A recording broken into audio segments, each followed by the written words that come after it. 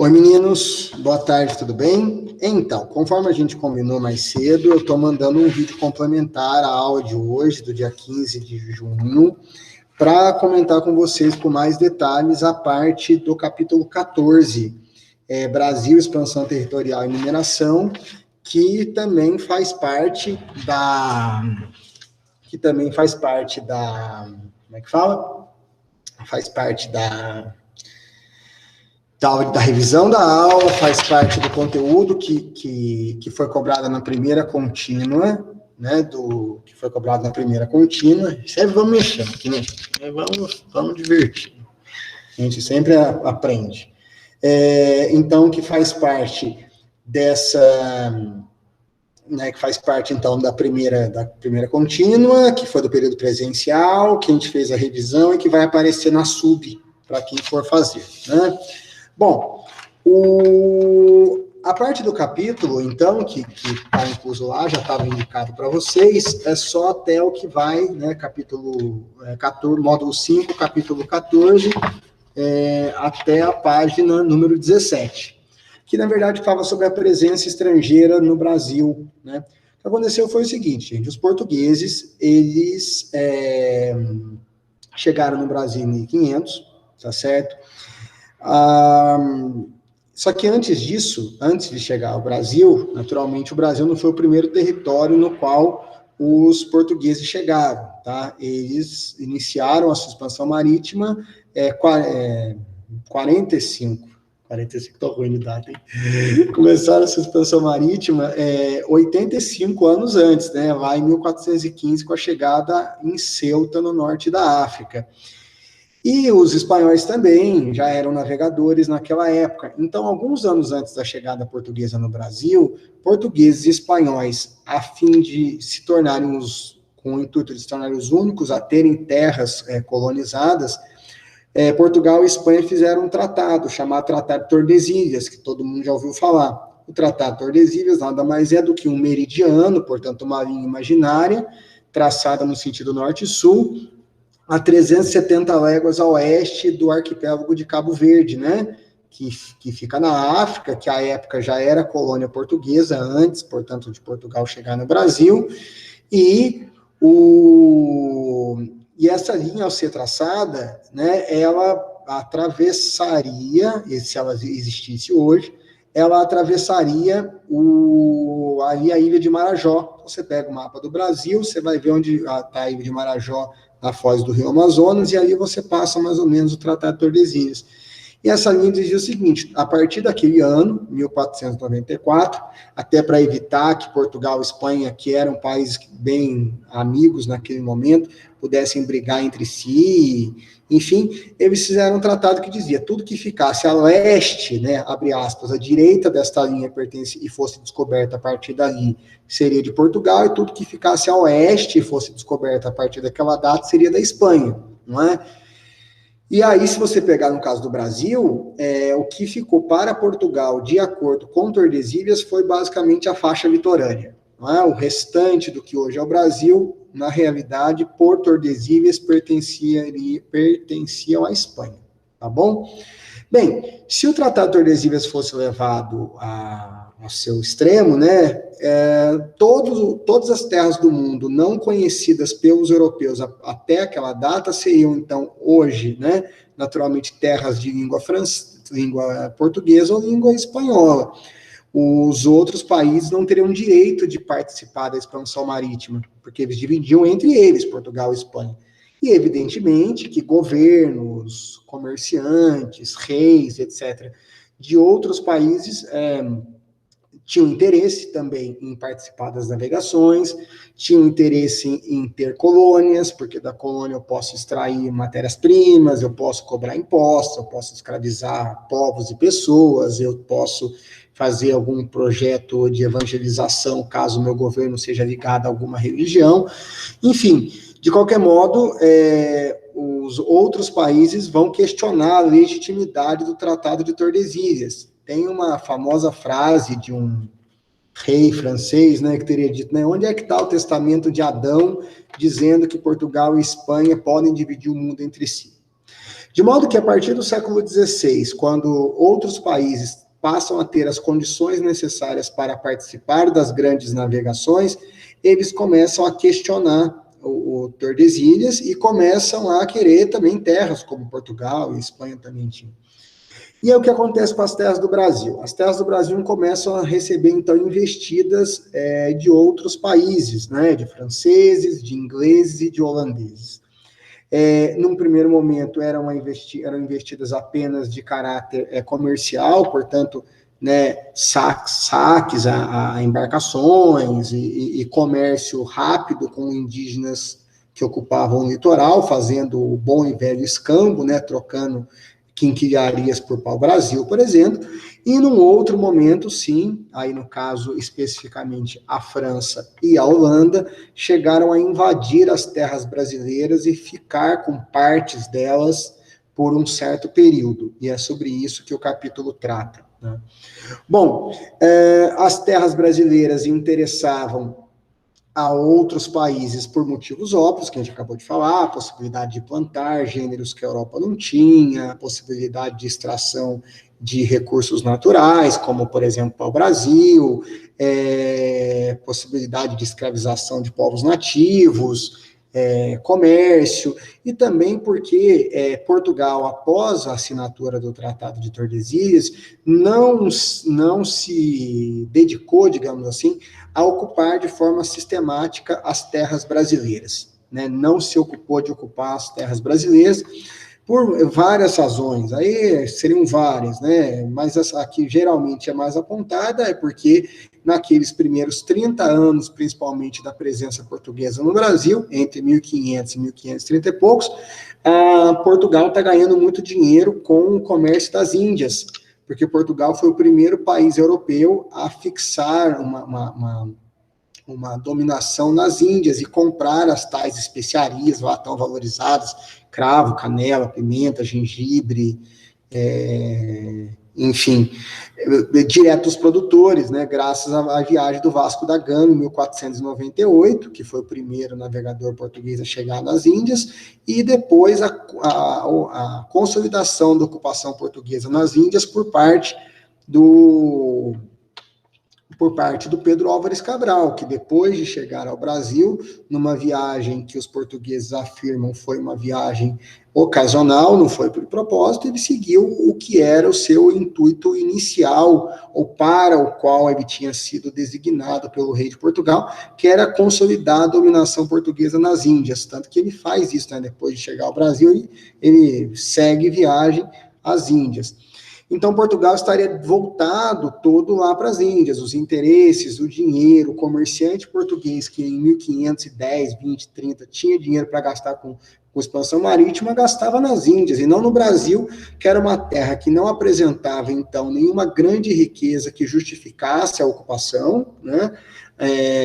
O pau-brasil, que era uma riqueza interessante, mas a estrutura de que se montou para a extração do pau-brasil e para o comércio do pau-brasil não demandava ocupação territorial, uma vez que quem fazia a extração era a própria população indígena, que por sua vez trocava essa madeira por produtos de baixo valor trazidos pelos europeus, né? Enfim. E outra também, que assim, a grande riqueza, na verdade, que Portugal e Espanha estão procurando ali, nesse momento, são metais preciosos, né? O destaque para o ouro e para a prata, que eram usados naquele momento para fazer moeda, e essa moeda, por sua vez, usada para fazer o comércio. De maneira que sem essa... Como é que fala? Sem ouro e prata não se fazia moeda e não se fazia comércio. Eles estão loucos atrás de metais preciosos, tanto que a Espanha deu muita sorte em relação a isso, porque encontrou na América não só essas riquezas, mas encontrou povos nativos, né, os indígenas com os quais os espanhóis entraram em contato, os astecas no México, os incas no Peru e na Bolívia, eles dominavam a mineração, coisa que não acontecia no Brasil. Os indígenas brasileiros não conheciam a mineração, não conheciam os metais preciosos, e digamos que os portugueses demoraram quase 200 anos, né, para realmente encontrar reservas importantes de ouro. Prata o Brasil não tem. Então, a falta de metais preciosos, porque se tivesse tido metal precioso no Brasil logo no começo, Portugal tivesse achado, ou se os indígenas do Brasil fizessem como os da América Espanhola, que eram indígenas mineradores, que já conheciam o ouro e a prata antes da chegada dos espanhóis, Portugal talvez tivesse tido uma postura diferente do Brasil, ocupado de fato o território e eventualmente evitado invasões estrangeiras. Agora não foi o que Portugal fez. Portugal deixou as terras brasileiras meio soltas, digamos assim, né, devolutas, vazias. Poucos portugueses se interessavam em vir para cá. Prova disso é que quando foi criado o sistema de capitanias hereditárias por parte do governo português,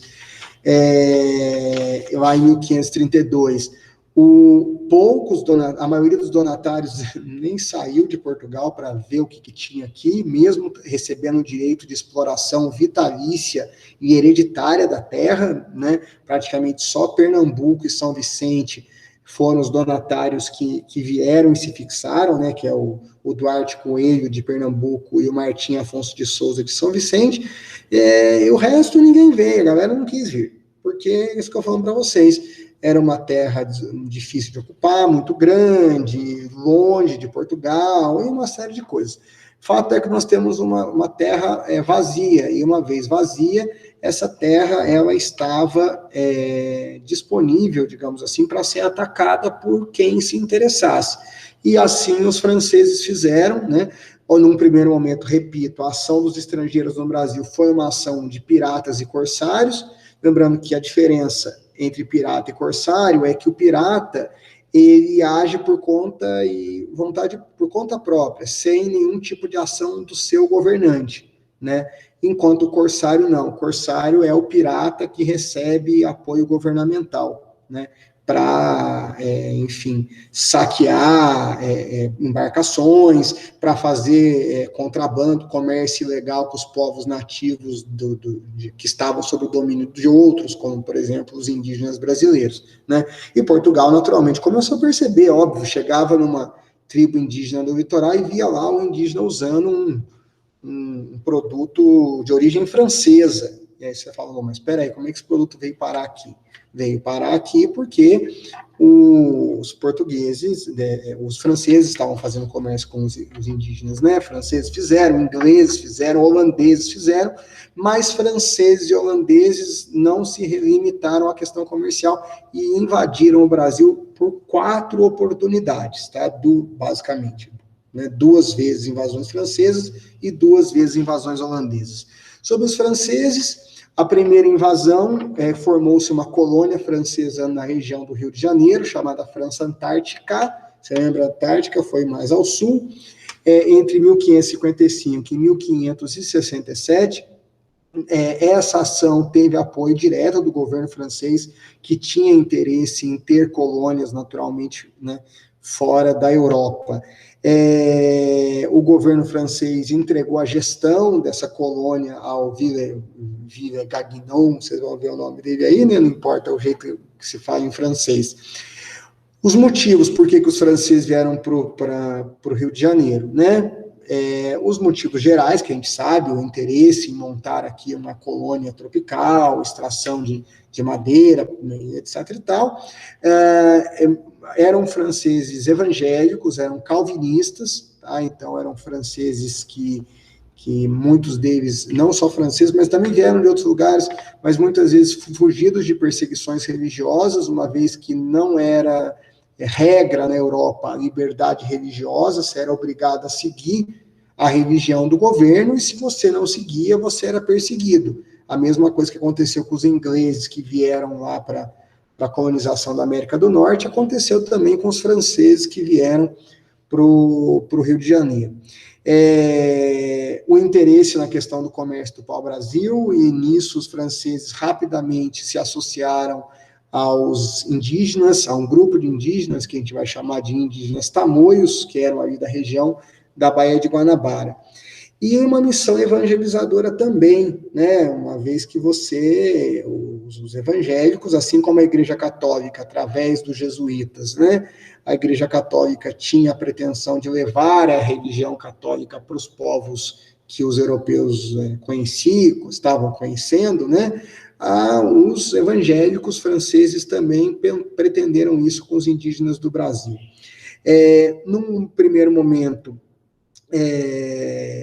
Portugal não se preocupou em expulsar os franceses, tá? Porque, como a gente já falou, Portugal, apesar desse momento já ser um momento que o comércio das Índias já está decadente, portanto, Portugal já está mais voltado com atenções ao Brasil, mas Portugal está preocupado no Brasil com as questões ligadas à cana-de-açúcar, tá? E deixou, de certa maneira, os franceses meio tranquilos ali no Rio de Janeiro no começo. Bom, há uma mudança de postura, né? Lembrando, os franceses chegam no Rio de Janeiro para ocupar em 1555, e aí, passado algum tempo, Portugal começa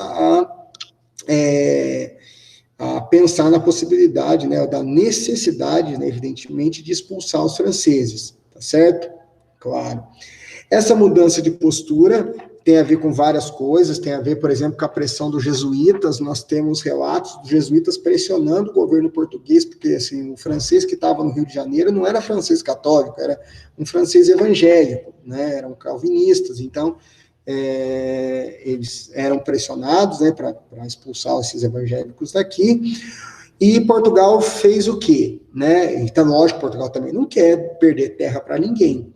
Então, o que acontece? Os portugueses que estavam aqui, o governo português, se associou a um grupo de indígenas para enfrentar a chamada Confederação dos Tamoios, que era um conjunto de etnias de indígenas da região do Rio de Janeiro, que se aliou aos franceses. Então, houve até a guerra, né?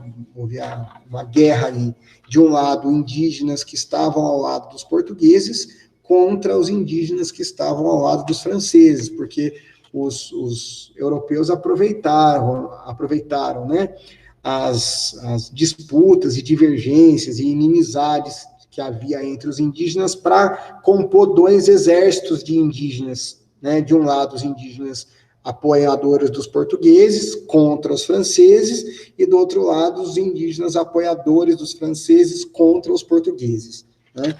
Bom, fato é que os franceses são expulsos do Rio de Janeiro em 1567, e a própria criação do Rio de Janeiro, da cidade, tem um pouco essa função de ser uma base militar portuguesa mais ao sul, né, do território de colonização, né. Bom, os franceses voltam, né, a invadir o Brasil, eles invadem o Maranhão, né, uma segunda vez, entre 1612 e 1615, mas também são expulsos de novo. A ideia é sempre a mesma, é ter territórios fora da Europa, produzir cana-de-açúcar, por exemplo, no caso do Maranhão. Eles são expulsos de lá em 1615, mas deixaram algumas heranças culturais interessantes. Até eu citei hoje de manhã o caso do próprio nome da capital do Maranhão, né, que é São Luís, que na verdade, uma homenagem a um santo francês, né? São Luís é o Luís IX, um rei francês que morreu nas cruzadas, na luta contra os chamados infiéis, na Idade Média, e por isso ele foi canonizado pela Igreja Católica. Então, é uma homenagem a um santo francês, é o nome de um santo francês que batiza a capital do Maranhão. E aí vem o que é mais importante, que é a invasão dos holandeses, né? A questão dos holandeses é um pouquinho mais complicada, né? Envolve outros fatos, assim, né? O que acontece é que os portugueses, eles não sacavam da produção do açúcar, da produção do refino do açúcar, na verdade, né? Os portugueses não sabiam mexer com isso. Quem, de fato, sabia transformar o melaço do açúcar, digamos assim, em açúcar refinado, açúcar branquinho, e que era o açúcar valorizado naquela época na Europa, eram os holandeses. Os holandeses tinham essa tecnologia, né? E aí, tudo bem, num primeiro momento, os holandeses receberam autorização do governo português, inclusive, receberam e faziam esse refino. Então, a cana-de-açúcar, né, o açúcar ainda em estado bruto saía do Brasil, ia para a Holanda, os comerciantes holandeses compravam esse açúcar e faziam açúcar refinado. Então, o açúcar brasileiro, até chegar na boquinha dos europeus, passava pelos holandeses, tá? Porque, repito, Portugal não dominava aí a técnica de refino do açúcar. Então, e aí, e assim foi, sem problema nenhum, até o momento em que o Portugal acabou tendo um problema de sucessão do trono. Igual a gente comentou na aula de manhã, que aconteceu na Inglaterra, que a rainha morreu, não deixou herdeiros, e aí veio uma outra família de parentes para governar o país. Aconteceu isso com Portugal. O rei de Portugal, Dom Sebastião, morreu em 1578, numa batalha na África, né, na batalha de Alcácer Quibir, e ele não tinha herdeiros, o Dom Sebastião. No lugar dele ficou um tio-avô, provisoriamente, né, o cardeal Dom Henrique, só que como cardeal é faz parte da hierarquia da Igreja Católica, né? E aí ele também, naturalmente, pelo menos em termos oficiais, cardeal Dom Henrique não tinha filhos. E aí, com a morte de Dom Henrique em 1580, Portugal fica sem rei. E o que aconteceu? As famílias reais de Portugal e da Espanha eram famílias reais aparentadas, eram parentes entre si. Até porque, se você pegar a história da formação de Portugal e da Espanha desde o período da Idade Média, você vai ver que os dois países, na verdade, eles surgiram da mesma coisa, né? Eles surgiram lá da união dos reinos ibéricos, né? De Castela, Navarra, Aragão, Leão. Então, na verdade, havia ligações familiares entre os reis de Espanha e de Portugal. Fato é que, em 1580, por conta dessas ligações familiares, o rei da Espanha assume também o governo de Portugal, num período chamado União Ibérica, Ibérica de Península Ibérica, que é o espaço geográfico onde estão Portugal e Espanha na Europa. Bem, então é isso que você tem. E aí, a partir de 1580, quem governa Portugal é a Espanha.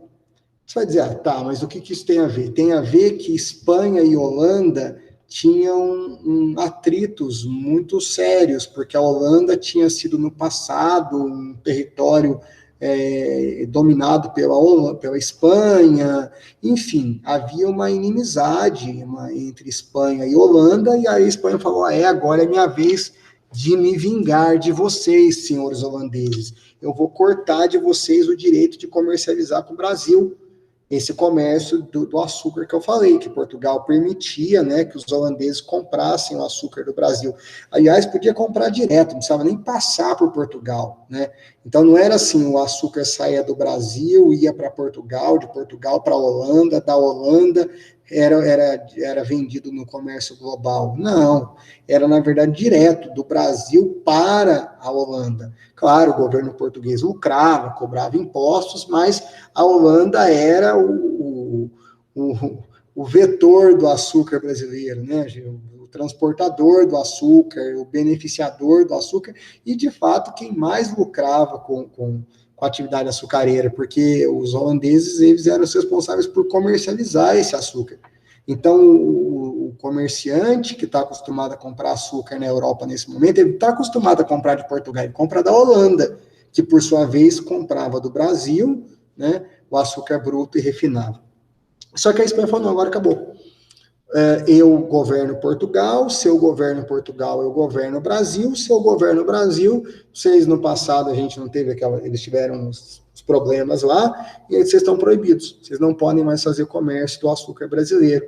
E isso para a Holanda era o fim, porque realmente era uma atividade com a qual os holandeses lucravam demais, o comércio do açúcar brasileiro.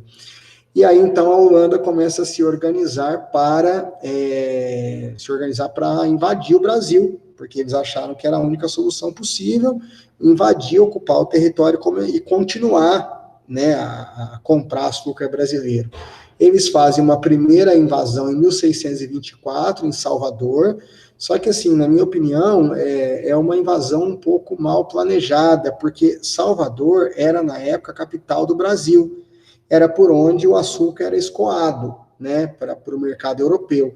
Só que, se era a capital, era naturalmente a região mais segura, com mais soldados portugueses no Brasil, era Salvador, que era a capital. Então, em um ano, mais ou menos assim, os holandeses foram expulsos de Salvador.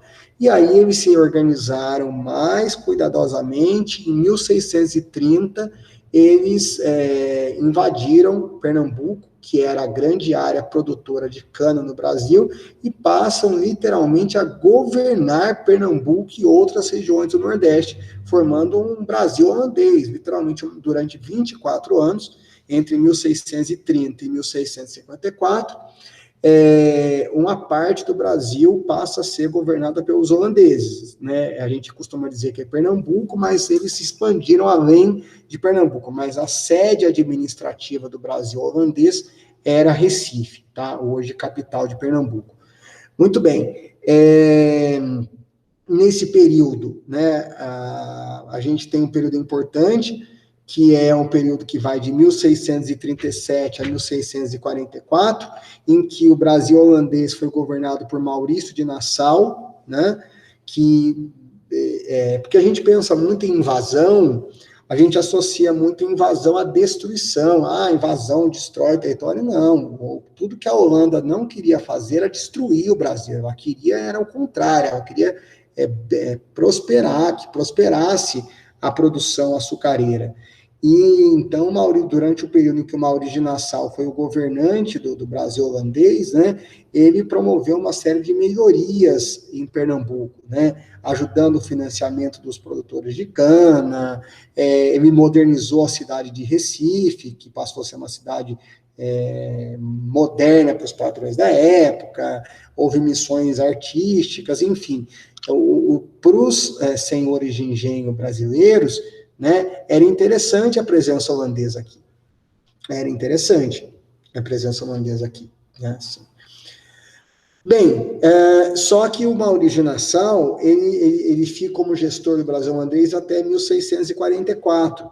E quando ele volta para a Holanda, o que aconteceu? O seu substituto muda a política de relação com os senhores de engenho, que era uma política assim, de muita tolerância, o cara pegava dinheiro emprestado dos bancos holandeses e não pagava, e demorava para pagar, e renegociava. A partir de 1644, os holandeses vão mudar de postura, eles vão começar a ter uma postura um pouco mais exigente em relação aos senhores de engenho do Brasil. Tipo assim, não pagou a conta, você vai ter terras que vão ser confiscadas, etc. e tal. E essa mudança da Holanda, na verdade, tem muito a ver com uma mudança que aconteceu em 1640, porque a partir de 1640, Portugal passa a ter governo próprio, volta a ser governado por uma família real portuguesa, tá? Que é a família dos Bragança, né? E que é a minha família que acabou depois governando o Brasil, né? Aí com o como é que fala? Com Dom João IV e tal, né? Então eles começam em 1640, tem a chamada Restauração Portuguesa. Restauração Portuguesa é quando Portugal volta a ter um governo separado da Espanha. E quando Portugal passa a ter um governo separado da Espanha, uma das prioridades de Portugal a partir de 1640 é recuperar as terras brasileiras que estavam sob o controle da Holanda. Porque, na verdade, a Holanda não se organizou muito para a Espanha, enquanto governante de Portugal, a Espanha não se organizou muito para expulsar os holandeses daqui. Agora, Portugal não, né? Portugal volta a ter um governo próprio, separado da Espanha em 1640, quando finda a União Ibérica, e Portugal começa então, a se preparar para expulsar os holandeses. E qual que é a preocupação dos holandeses? Que eles saíssem daqui, né? fossem expulsos por Portugal daqui e ficassem, por exemplo, sem receber o dinheiro que tinham emprestado para os senhores de engenho e tudo mais. Por isso que o Maurício de Nassau volta para a Holanda 4 anos depois da restauração portuguesa, em 44, e a partir daí a Holanda começa a ter essa postura mais incisiva sobre os senhores de engenho, cobrando dívidas, etc. e tal. Então, de 1600 a partir daí até 1654, você vai ter um enfrentamento entre os portugueses, né, o governo português, os seus soldados e tudo mais, e os holandeses que estavam aqui. Só que nesse momento, os senhores de engenho que até então apoiavam a presença dos holandeses, começam a também querer a expulsão dos holandeses. Por quê? Porque os holandeses estavam começando a cobrar as dívidas, cobrar as contas, etc. e tal. E aí, com esse apoio da própria sociedade nordestina, digamos assim, os senhores de engenho, que inclusive emprestaram seus escravos para lutar, tarará, os holandeses são expulsos do Brasil em 1654, né? E aí o Brasil todo volta a ser governado só pelos portugueses mesmo. E isso acabou dando uma série de resultados negativos para o Brasil, porque o que a Holanda fez? A Holanda não ia ficar sem o comércio do açúcar. Então, o que a Holanda fez? Nesse momento, depois da expulsão do Brasil em 1654, a Holanda tinha colônias, tinha terras na América Central, algumas ilhas ali no Caribe, e a Holanda começa a produzir açúcar lá. E aquilo que eu falei para vocês no começo, o comerciante português, o comerciante europeu, ele estava acostumado a comprar do holandês e não comprar do brasileiro. Então, e os holandeses tinham uma tecnologia maior, tinham maior disponibilidade de capitais. Então, os holandeses saem do Brasil expulsos e começam a produzir, o que já faziam, né, mas intensificam a produção de açúcar nas suas próprias colônias da América Central e começam a vender o açúcar deles mesmos, não mais o açúcar do Brasil. E aí o açúcar brasileiro perde mercado, porque era um açúcar de menor qualidade, fora isso que eu falei, o grande comerciante de açúcar no mundo nesse momento era o holandês e não o brasileiro português. Então, você tem uma decadência muito forte da economia brasileira depois da expulsão dos holandeses daqui, porque o açúcar brasileiro passa a receber uma concorrência muito forte do açúcar produzido pela própria Holanda nas suas colônias da América Central, e isso dá um impacto muito grande nas finanças do governo de Portugal. Afinal, boa parte do custeio do governo português vinha dos impostos cobrados sobre o açúcar brasileiro, que estava decadente, e Portugal só voltou a respirar de forma alegre e sorridente quando, alguns anos depois da expulsão dos holandeses, né, os bandeirantes, que eram pessoas que, por sua iniciativa privada ou pela iniciativa em comum com o governo, estavam tentando encontrar metais preciosos no Brasil, e esses metais começam a ser encontrados em volume maior, aí uns menos de 50 anos depois da expulsão dos holandeses, que é quando eles encontram ouro. Já tinham encontrado um pouquinho em outros lugares, mas eles encontram ouro em quantidade bastante grande em Minas Gerais, na região onde hoje são Ouro Preto, Mariana, Sabará, depois, mais para frente, a questão do distrito diamantino e tudo mais, e é esse ouro que vai salvar as finanças do Brasil, né, as finanças de Portugal, decadentes depois da expulsão dos holandeses. Tá bom, gente? É muito assunto para falar, como eu falei para vocês na aula de hoje, se precisarem, podem me acionar pelos vários meios que há, pode ser o WhatsApp, pode ser o Facebook, né, o Messenger, pode ser o direct do Instagram, pode ser o e-mail institucional do Grupo Educacional Opção, que vocês têm acesso a gente por ele, tá bom? Um grande abraço para vocês, bons estudos.